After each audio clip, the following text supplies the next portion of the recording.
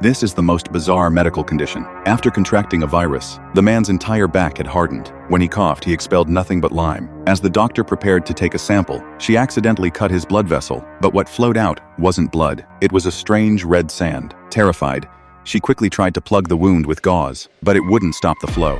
At that critical moment, Laura immediately wrapped his back in bandages, which is what saved his life. It turned out that decades later, a terrifying virus had emerged. Once infected with this virus, the body would harden into stone. As time went on, patients would eventually turn into solid stone and ultimately die. Laura was a doctor at this hospital. Although she was a specialist in petrification disease, she was powerless against this bizarre condition and could only watch as patients passed away one after another. And the thing she feared most finally happened. One day, as she was preparing to bathe her daughter, she unexpectedly discovered that on her daughter's arm, there was a new tattoo. Laura was furious when she saw it. It turned out that yesterday, Alpha had gone to an unlicensed tattoo parlor to get some words inked. But with the virus currently rampant, the tattoo equipment was surely unsanitary. However, Alpha, in the midst of her rebellious phase, dismissed her mother's concerns, believing her worries were unfounded. Laura lay awake all night, filled with anxiety, fearing her daughter might have contracted the virus. Early the next morning, she took Alpha to the hospital for a blood test, but the hospital had so many samples to process that they would have to wait a month before taking another blood sample to get the results. Alpha then rushed straight to school,